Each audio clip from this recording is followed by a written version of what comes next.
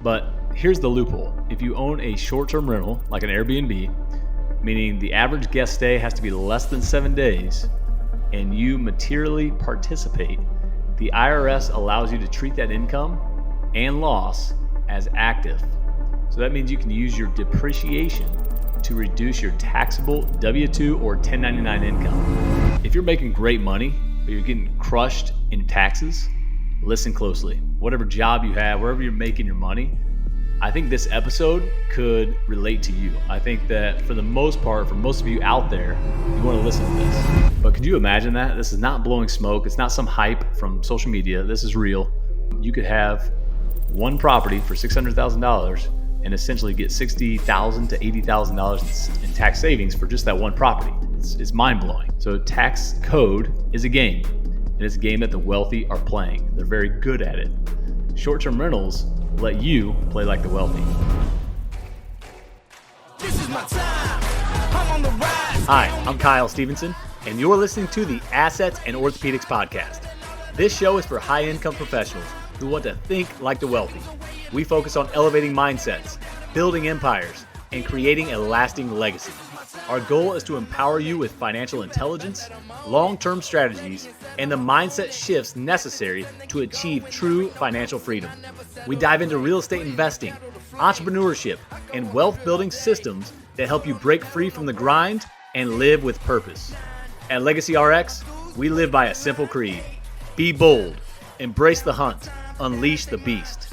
It's time to take action, design a life of purpose, and fearlessly pursue the freedom you deserve. Enjoy the podcast. Hello and welcome to the Assets and Orthopedics podcast. This is your host, Kyle Stephenson.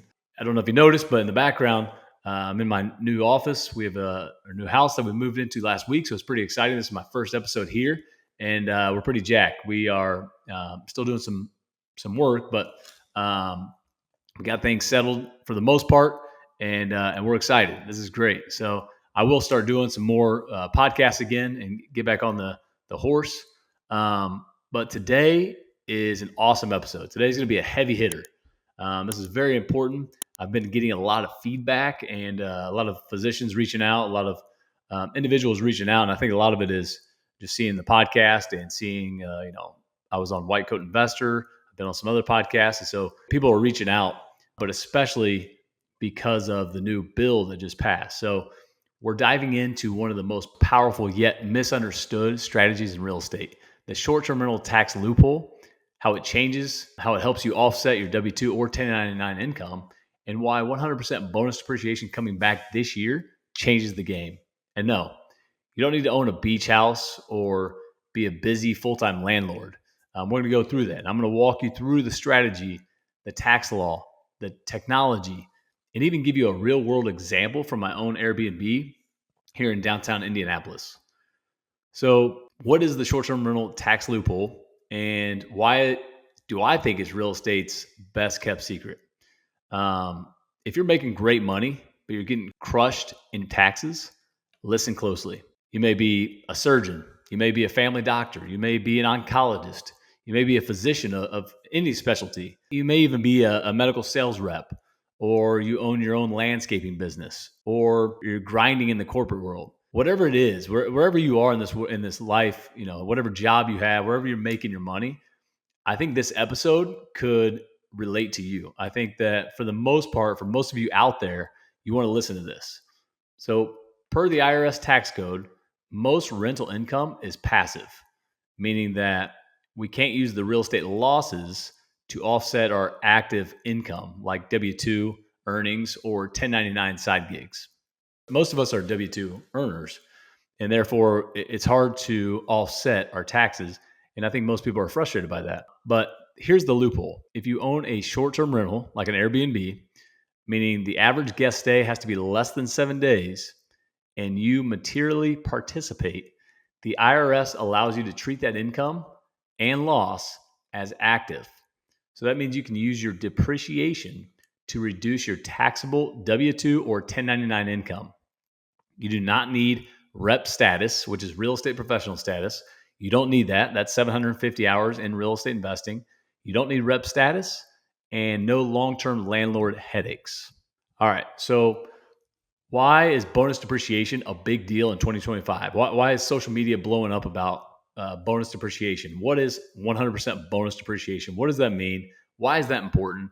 Why is that exciting for most of us, even especially people in real estate and tax nerds and people that are trying to understand the tax game? So this is where it gets exciting. I believe that this is the reason a lot more doctors have been reaching out to me recently to buy cash flowing assets because of July 4th, the bill that just got signed into existence. The one big beautiful bill, no matter what your politics are, that bill is in existence and we need to utilize it. So a new bill passed. It brings 100% bonus depreciation back. I believe it goes back to January 20th, 2025. So this past year when Trump got into office, and it may be here for the long haul. So Trump put that 100% bonus depreciation into effect in 2017. Joe Biden came in and started to phase it out. So this past year, I believe, is at 40% bonus depreciation. Trump brought it back to 100% bonus depreciation, and we think it's here to stay for a long time. So this is really good news for real estate investors. So that means you can write off a massive portion of your short-term rental property's cost in year one. Let's break that down. So say you buy a property, a short-term rental for $600,000. You do what's called a cost segregation study, and you'd have to maybe look that up, but that just means that you parcel out certain things in your property, and it lets you accelerate the depreciation on those things, which are appliances and flooring and fixtures, even landscaping. The lot or the land, unfortunately, is not depreciable. So you have to subtract the land, and then whatever's in the building itself is a depreciating aspect of the property. So you would do the cost segregation study, accelerate depreciation on things like appliances, flooring, fixtures, etc., even landscaping, and you may get up to 30% of the cost of the property in paper losses for your first year. So if it's a $600,000 property, you may get $150,000 to $200,000 of paper losses or depreciation in the first year. So if you're in a 40% tax bracket, that includes federal and state, if you're in a 40% tax bracket, that's $60,000 to $80,000 in tax savings for just that one property. So imagine having 3 to 4 properties. You may get to the point of paying $0 in taxes because of the Airbnbs that you have. Now, it's a lifestyle change. It's a business. You got to treat it as that. So you really need to understand it before you dive in. That's when you look to podcasts like this or mentors or definitely people that are in the space, people that understand it. There's good books on it. But could you imagine that? This is not blowing smoke. It's not some hype from social media. This is real. You could have one property for $600,000 and essentially get $60,000 to $80,000 in tax savings for just that one property. It's mind blowing. So tax code is a game, and it's a game that the wealthy are playing. They're very good at it. Short-term rentals let you play like the wealthy. So here's my personal story. My wife and I, we bought our first Airbnb, our first experience with Airbnb a few years back. And we were living in Charleston, South Carolina. So we bought our property in Charleston, South Carolina, or just outside in Hanahan. And the property did great. It was already run like an Airbnb. It was set up like an Airbnb. I read all the books. I did all the things. And it was a great property. And we did well with it. And that was my first experience with the short-term rental tax loophole. Now, unfortunately, it wasn't 100% bonus depreciation at the time, but I did get the tax benefits. And, we were able to run it. It was cash flow positive. I have always learned that in an Airbnb, you want to have cash on cash return of 20% a year. And so that's what I did. So we made money. The property itself appreciated, but I was still able to take depreciation, which is the paper loss, and use that against my active income, my taxes. Now, I did materially participate. So I spent over 100 hours in the property by managing it. And then I had a cleaner who spent less than 100 hours in the property. And I made sure that I had more hours than her. And anyway, so we've since sold that. We've moved to Indianapolis, and we were away, and we just decided that, we have other properties now. We started getting into more commercial space. with hotels and multifamily. So we didn't feel like we needed that property anymore. So we did sell it, and we decided we were going to be done with Airbnb. But we bought a lot in Indianapolis a couple years back with the goal of building a nice house. We wanted it to be a midterm rental for travel nurses. So again, cash flow, but it was going to be more consistent cash flow, 3 months at a time. And I thought this would be less time consuming than Airbnb. That was the original plan. But guess what? The market had different ideas. It ended up performing far better as a short-term rental than a midterm rental. And I'm talking 80% occupancy pretty consistently, month after month. And this is being on Airbnb. So I had it on Furnish Finder and Airbnb. Airbnb took off. And I love Airbnb. They obviously take a small percentage, a small fee, but they are very landlord friendly. And so we've had a really good experience with that.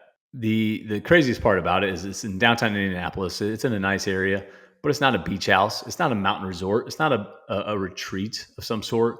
It's not on water. It's not, like I said, in mountains. So you would think, okay, it's not a destination place. This is not going to do that good. Not going to do that well. But it's in downtown Indianapolis. It's home of conventions and business travelers and weekend getaways. There's sporting events and Indianapolis 500. And there are different things going on, weddings. I mean, there's always something going on. So it's pretty cool to know that even in a downtown Indianapolis or a smaller city or whatever that is, wherever you want your property to be, it doesn't have to be what you see on social media all the time. It really you just need people to stay. That's all it is. It's all about occupancy. So I manage the property myself with my wife.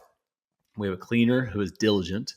And we'll go through the app that we have that we found the cleaner on, and it just makes it very easy. It integrates well with Airbnb. And our guests are very happy.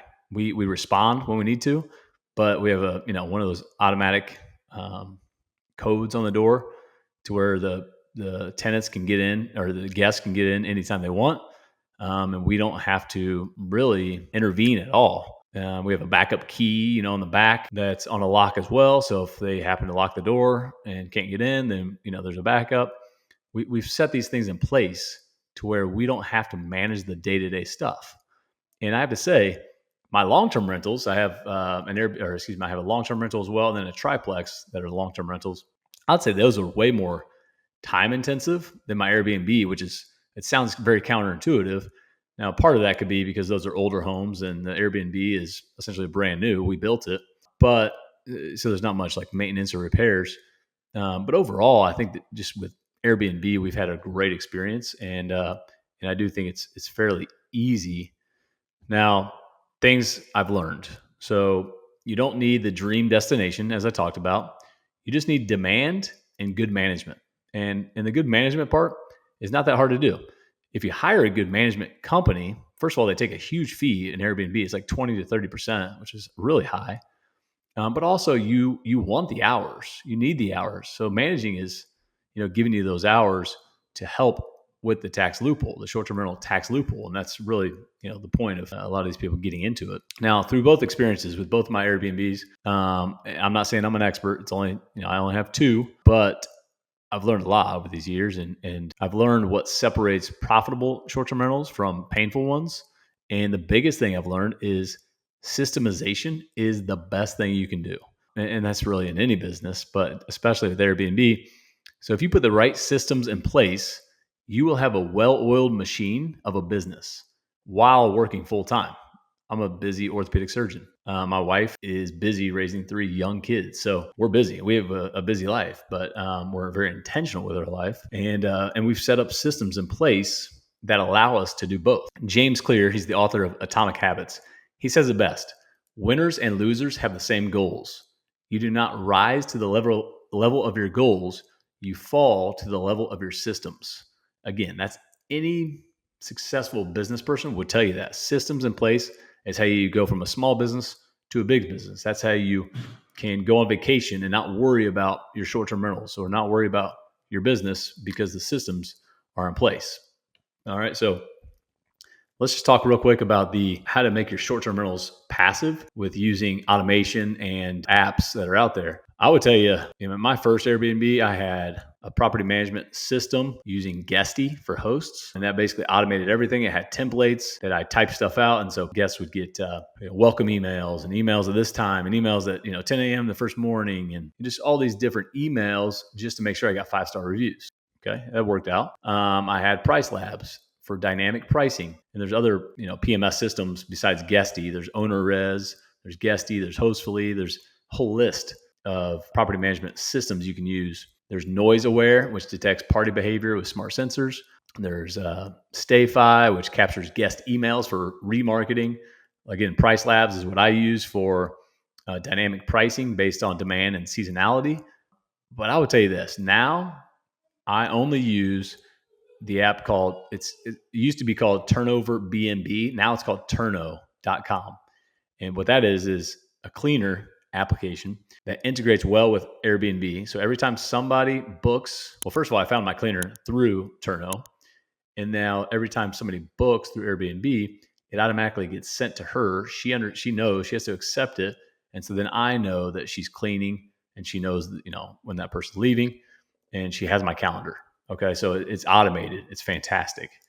I would tell you that your cleaner is probably your best asset when it comes to your Airbnb.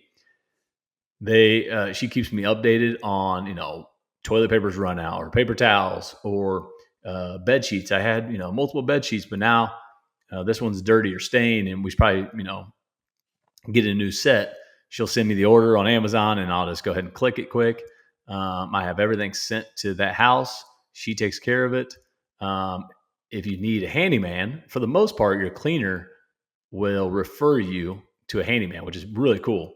A lot of times they have a contractor or a handyman in their back pocket that they know, and they can work together. So that's great. So now I don't have a property management system. I don't have PriceLabs. Airbnb has a smart pricing feature on their website that makes it easy. And then the Turno app, and those two things are really the only thing I have now. I think the first time I did it, I probably overdid it. Now I keep it simple, and I still get 5-star reviews because I respond quickly to people. And it's usually not much of an issue when somebody's reaching out to me. It's, can I come in early, or just little things, but it's not hard. It takes all of 2 seconds. I think the quickness in how you respond helps a lot more than trying to think of this long drawn out answer. Like, just, rip the Band-Aid off, answer the question, and move on. And people tend to love that. And I've been honest with people too. I mean, there's been times my cleaner one time couldn't, because sheets, were damaged or something. She didn't have enough time clean the sheets, put them on, because there's only one set at this point. So she had them in the dryer. They were clean, they were dry, they were ready. The person got in the place and it was like, hey, what's going on with this? I just reached out and gave them a call and just said, hey, sorry, this is what happened. Was very honest with them, and they had no issues. I didn't have to pay them anything. I didn't have to, pay for dinner. I didn't have to do anything. I just really explained what happened, and they gave me a 5-star review because of my honesty and because of, me reaching out to them. So the biggest thing is build a system where you check in weekly, but still you meet the material participation. That's the key. And again, it's working over 100 hours in the business, you working over 100 hours and more than anyone else. The other one is working over 500 hours. But that you would have to have multiple properties to do that. So you can go fully hands off. Once you get things automated, you essentially can be fairly hands off. That's the beauty of it. So the key to all this for the short-term rental tax loophole, for sure, is you want to document everything. Document your hours, document your cleaner's hours, document handyman's hours, document. You can't go wrong if you over document, because your CPA will appreciate you. If you ever get audited, you'll have all that documentation. All right. So you want to do it by the book. There are ways to legally, ethically, and morally decrease your taxes, but you want to do it by the book. You don't want to cut corners because it can burn you in the end. So if you really want to learn more about the tax aspect, you can actually go back to a previous episode of mine. I had a real estate CPA, Ryan Carrier, on, and it was episode 12 titled Physicians Pay 40 to 50% in Taxes, some over $500,000, How to Reduce to Zero. That was a good episode about a year ago. So you guys could go back to that and listen, and you can learn more about the short-term rental tax loophole. But again, that 100% bonus depreciation is back. It's exciting. I know that I've got a ton of messages over the past few weeks because of it. And so it's neat to see the attention that people are giving to real estate investing, because especially physicians, it's, we are hammered on taxes. It's frustrating, but there are ways to offset that. So think like the wealthy. That's the biggest thing I can tell you. Robert Kiyosaki always says, it's not how much money you make, it's how much money you keep. And that's decreasing your taxes and decreasing your interest. Why do doctors need this tax strategy now, this short-term rental tax loophole strategy? Because we get hammered on taxes. We work 60 to 80 hours a week. So finding time to figure this stuff out is hard. Here's the truth. Short-term rentals give you a path to legally reduce taxes, build equity, create cash flow, and eventually buy back your time. You can't control hospital administration, but you can control what you do with your income. So to get started, buy a short-term rental, do a cost seg study, all right, cost segregation study, and participate for a year. You don't just want to sell it after that year. You want to hold on to it because you want to have the intention that this is your business. You don't just want to do it for a year and sell it off, and that could cause a red flag for the IRS. So buy a short-term rental, do a cost seg study, participate, get that bonus depreciation that first year, and then continue to manage it. And you can continue to do this every year. You could buy a new property every year. You could 1031 exchange from one property to the next. There's a lot of tax strategies you can use, but it all starts with just one short-term rental. And at this point, you'd be playing game like a pro. All right. So when I spoke about interest, decreasing your interest, what I was referring to is stacking your wealth using infinite banking to buy your Airbnb. So this is a bonus segment. This is for all of you who maybe think outside the box and want to step up to that next level to really think like the wealthy. This is what the wealthy are doing. I'm going to give you this bonus strategy. It's for those of you who want to go next level. It's called the infinite banking strategy or infinite banking concept. And when you combine it with real estate, the results are compounding wealth on autopilot. So here's the play. You fund a specially designed whole life insurance policy through a mutually owned company. Within days to weeks, you can borrow against that policy. You can borrow 90% or so of that policy. And that's tax-free. And you can use that to fund your short-term rental down payment. All right. So then your short-term rental your short-term rental creates cash flow and tax benefits. Meanwhile, your life insurance policy still compounds as if untouched. All right. So let me repeat that. Your money is actually working in two places at once. It's in the policy, making about 5 to 6% in the policy. And most of that is guaranteed to go up. Compound interest, uninterrupted. And then there's dividends that these companies have been paying out for over 120 years through every recession you could imagine. So call it 5 to 6% in the policy. Well, you've borrowed 90 to 100% of that and put it in real estate. And now you're making money over here as well. And hopefully you're making 20% cash on cash over here. So you're making you're making money in two places at once. That's why they call it the and asset. There's a really good book by Caleb Guilliams, Guilliams, Guilliams, and he wrote the book called The And Asset. So you'll make money in your short-term rental with income and write-offs, and also inside your policy growing tax-free. So that's thinking like the wealthy. That's using leverage, liquidity, liberation, and legacy. Those are the 4 L's I love to talk about when it comes to real estate investing and infinite banking. Leverage, liquidity, liberation, freedom, and legacy, passing down generational wealth to your kiddos.